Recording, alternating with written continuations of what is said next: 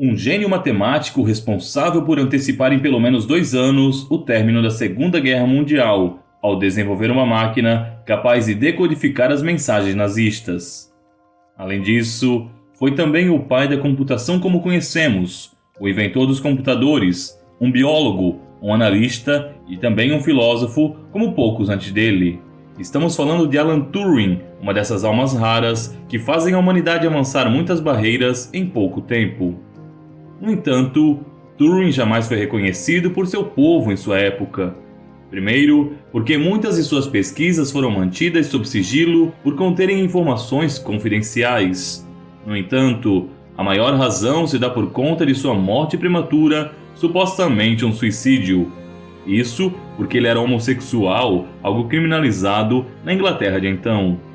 Seu envolvimento com o rapaz o levou à prisão e posteriormente à castração química por atos que atentavam contra o pudor público. Ostracizado, violentado com hormônios que modificavam seu corpo e diminuíam sua libido, e impedido também de trabalhar, Turing não aguentou a pressão e ingeriu cianeto, um dos mais letais venenos que existem. Compete a nós, historiadores, resgatarmos a memória dessa figura lendária para fazermos justiça contra tudo que ele sofreu. Se interessou? Então já deixe sua curtida, se inscreva em nosso canal e venha conosco. Turing provém de uma família de nobres escoceses, os Barões de Turing. Seu avô era um clérigo anglicano e seu pai um oficial que serviu na Índia. Quando sua mãe ficou grávida, a família retornou para Londres, pois não queria criar seu filho em terras estrangeiras. Alguns contam, e aqui parece ser mais parte do mito a respeito de sua pessoa do que uma verdade em si, que desde pequeno o jovem Alan nutria interesse especial por números, mesmo antes de aprender matemática. Aquelas formas numéricas e a ideia de contar e catalogar as coisas simplesmente o surpreendiam. Sua mãe relata que ele adorava fazer experimentos com folhas e outros objetos a mais. Quando passava a entender o princípio de funcionamento de algo, desde um objeto mecânico até um produto químico, passava a especular sobre as possibilidades e aplicabilidades daquilo. Aos 6 anos de idade, foi matriculado na escola St. Michael, onde a diretora e muitos dos professores reconheceram seu talento e passaram a incentivar seus estudos na área das ciências. No entanto, a família de Turing, por ser parte da nobreza, evidentemente queria se portar como tal.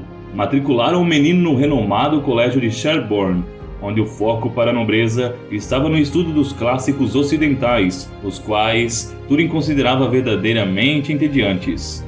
Além dos livros de ciência, as únicas literaturas que ele lia eram relatos de viagem de pessoas reais. Isso gerou uma ruptura entre ele, seus pais e os professores. A família e a escola temiam que o rapaz se tornasse apenas um banqueiro ou assumisse outra profissão burguesa, longe daquilo que era ideal para os nobres. Mal compreendido, Alan passou a se tornar cada vez mais ressentido e propenso a desobedecer seus superiores. Como se nada disso bastasse, os interesses de Turing pela ciência ainda o levaram a sofrer bullying por parte de seus colegas e conhecidos no internato, colaborando para que ele desenvolvesse padrões e manias como forma de encontrar uma autocura para sua ansiedade. O bálsamo para tudo isso foi quando conheceu Christopher Marcon, um colega que compartilhava de seus mesmos interesses. Christopher se tornou o primeiro e único amigo e, posteriormente, seu grande confidente. Com o aflorar da adolescência, Turing se descobriu homossexual e, ainda pior, percebeu que estava apaixonado por Christopher. Podemos apenas imaginar sua tristeza e seu deslocamento dentro da sociedade daquela época, onde ser gay era crime punível, inclusive com prisão. Turing foi levado a vencer todos os terríveis medos que possuía e se declarar para Christopher. Qual não foi sua tristeza pouco antes disso, quando seu fiel companheiro morreu de tuberculose bovina? O fato é que depois de perder seu primeiro e único amor, ele nunca mais foi o mesmo. Dedicou todos os seus estudos posteriores ao rapaz, cuja memória carregaria consigo até a morte. Em carta endereçada à mãe de seu amor perdido, Turing assim diz: "Tenho certeza de que não poderia ter encontrado em lugar nenhum outro companheiro tão brilhante e ao mesmo tempo tão charmoso e inconcebido. Eu considerava meu interesse pelo meu trabalho e por coisas como astronomia, a que ele me apresentou, como algo a ser compartilhado com ele, e acho que ele sentia o mesmo por mim. Sei que devo colocar o máximo de energia, se não tanto interesse pelo meu trabalho, como se ele estivesse vivo, porque é isso que ele gostaria que eu fizesse.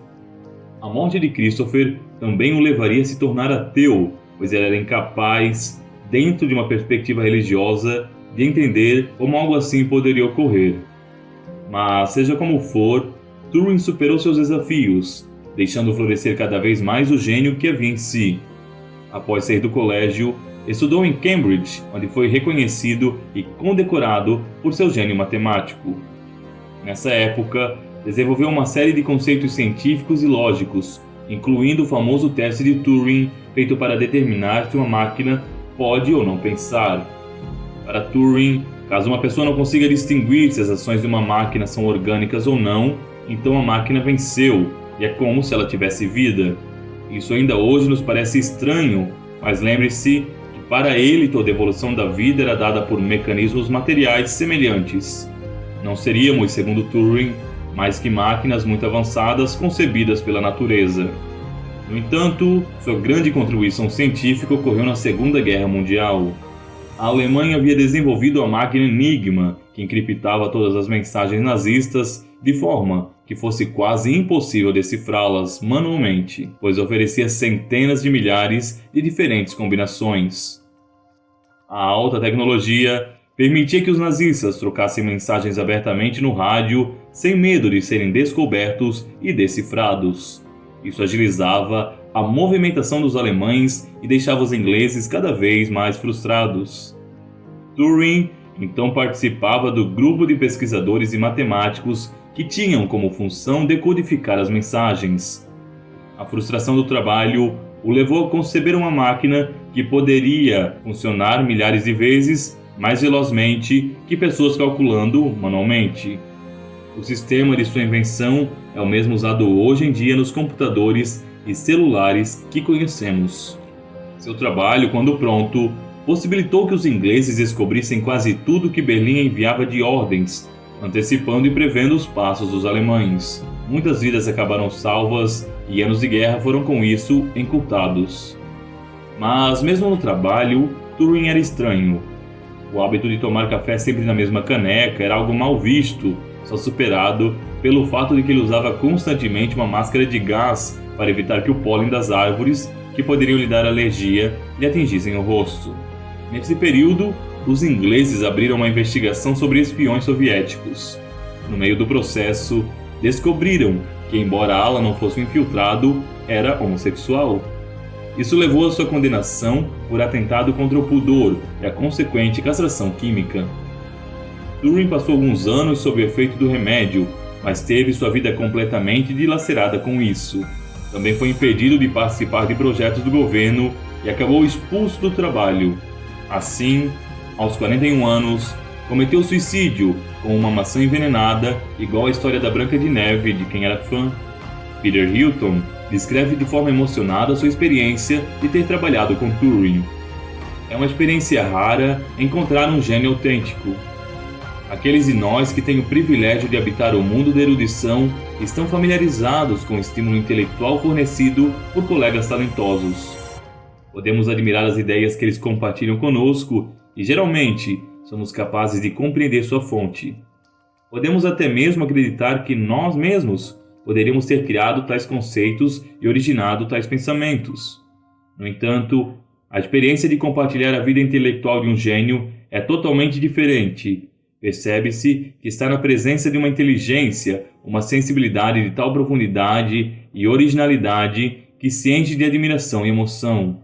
Alan Turing foi um desses gênios. Há alguns anos, como tentativa de mitigar a condenação, o governo britânico concedeu o perdão real ao matemático. Não será suficiente para desfazer os erros, mas assim podemos finalmente colocar Turing em seu devido lugar na história.